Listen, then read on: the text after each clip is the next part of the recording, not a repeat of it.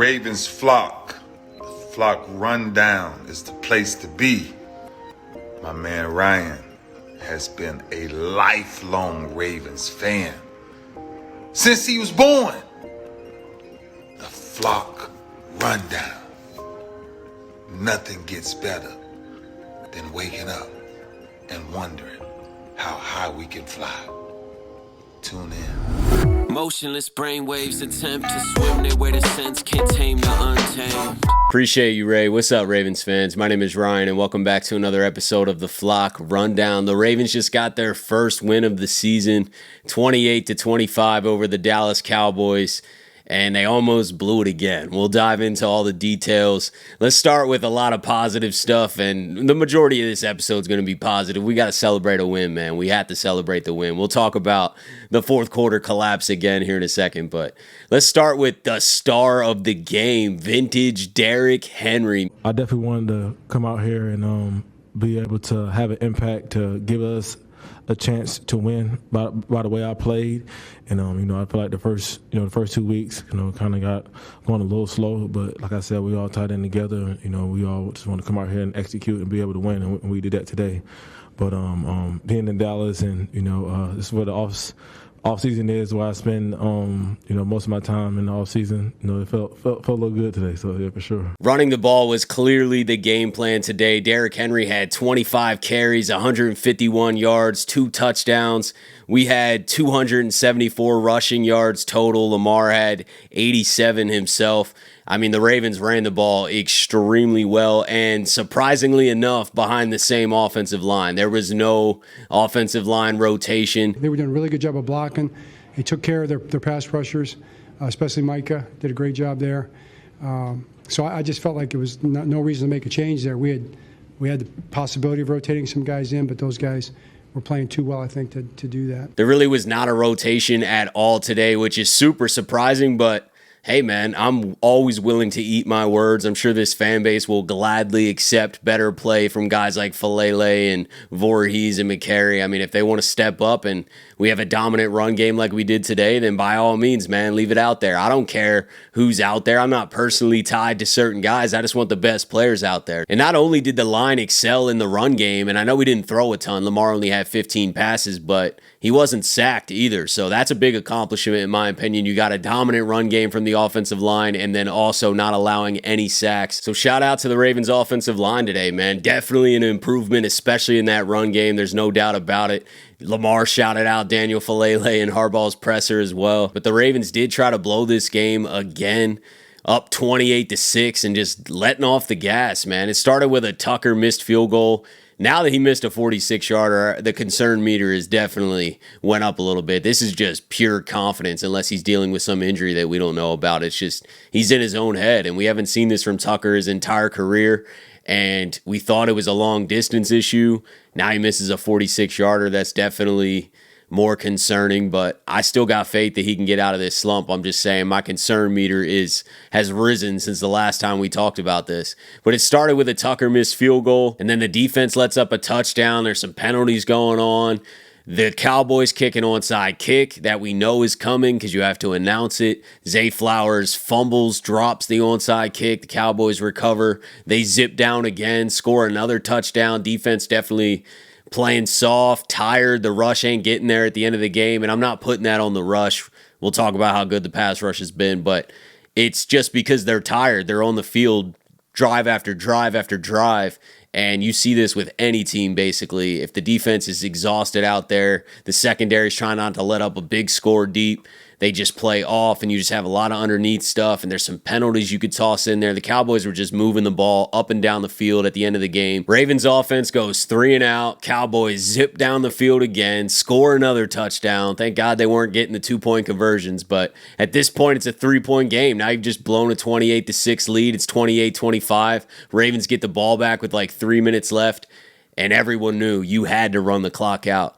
And they were able to run the clock out. Lamar Jackson had some nice pulls on some read options, and got us the first down. Lamar hit Zay on a crucial out route on 3rd and 6. Nice catch by Zay. Corner was trying to punch that out. Good throw by Lamar. And then Lamar running that final first down himself, and then we can kneel it out. But man, the Ravens almost fumbled this one again, man. I don't understand these fourth quarter collapses. Penalties are a huge issue for sure. I think we had 13 penalties for 105 yards. I mean, that's ridiculous. You can blame some bad calls on the refs here and there, but it's more than that. It's undisciplined football, especially later in the game. You just got to play clean and get out of there, man. You got a huge lead. Should be no reason that you're letting off the gas, having all these mistakes, and just kind of seems like the Ravens are in their head at the end of the game, and we saw it again. This would have been an all-time collapse. I mean, I would have pretty much wrote the season off if we would have blown a 28-6 lead after blowing a fourth quarter lead the week before.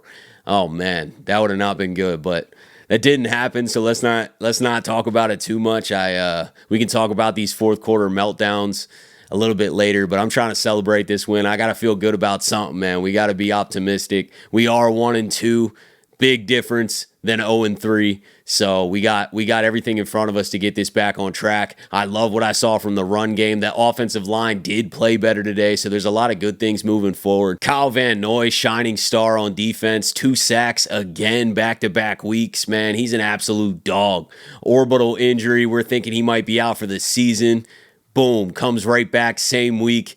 2 sacks in the Raiders game, 2 sacks in the Cowboys game. What a veteran signing last year. I'm so glad we got to keep him around. The Ravens defensive front was getting pressure for most of the game until the very end, but like I said, that's a different story when they're just on the field drive after drive. You're going to slow down a little bit, but for the majority of the game, they were getting pressure. Matabike had a really nice game. He got robbed of a safety and a sack. That one that they called a penalty for illegal touching when Dak threw it to the lineman. It should be intentional grounding in the end zone, but is what it is. That was a bad call. But I like what I'm seeing from Ajabo, Owe, Matabike, Van Noy, Tavius Robinson, Travis Jones, Michael Pierce. I think that group is the best in football, and I'm not worried about our pass rush at all. That showed up again today. I thought the defense overall had a great game until the very end of the game. Once again, it almost felt like that Raiders game. It's like, man, they're not going to run. They're just airing it out, and they're beating you with everybody but CeeDee Lamb. Jake Ferguson had a big game for them. Lamb was held in check. Saw a lot of Wiggins on Lamb in the first half. Shout out Nate Wiggins, especially for that fumble, man. He punched it out when Lamb caught it, and they were competing, man. Lamb definitely got him on a few. Wiggins got away with that pass interference because there was holding on the Cowboys, but he definitely got beat and basically jumped on Lamb's back.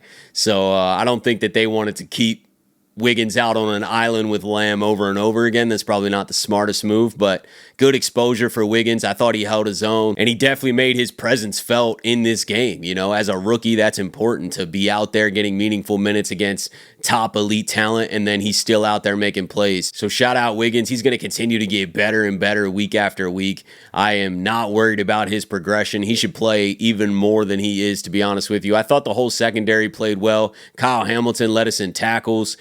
Big rebound game from him. I thought he was being consistently physical after that play went crazy last week online that he was hurt. I definitely wasn't saying that he was hurt. I was just saying, man, I'm seeing Kyle Hamilton miss some tackles here and there. But I guarantee you he heard the noise, and I think he stepped up in a big way. That was vintage Kyle Hamilton today. He was just all around the ball. And shout out our Darius Washington too, man. He was making his presence felt in that second half especially. Had a couple nice breakups. Should have had an interception, but Cooks had to tackle him and get a pass interference call. Our Darius was about to have a wide open pick on an underthrown ball, but great game from him, man. Multiple pass breakups.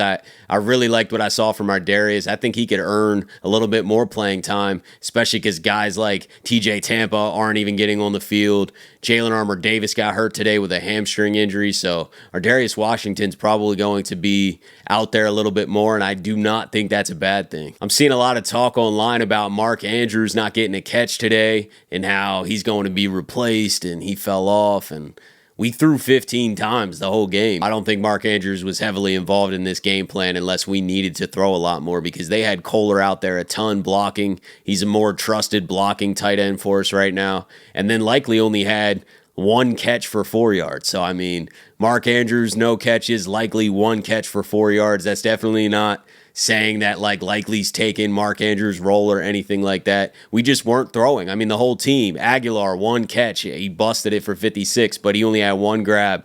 Charlie Kolar had 1 grab.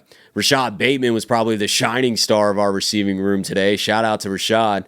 3 catches for 28 yards, and then that touchdown. Beautiful route on that touchdown. Derrick Henry, 1 catch for 23 yards. Justice Hill, 2 catches for 21 yards. Zay Flowers, 3 catches for 20 yards. No one went off.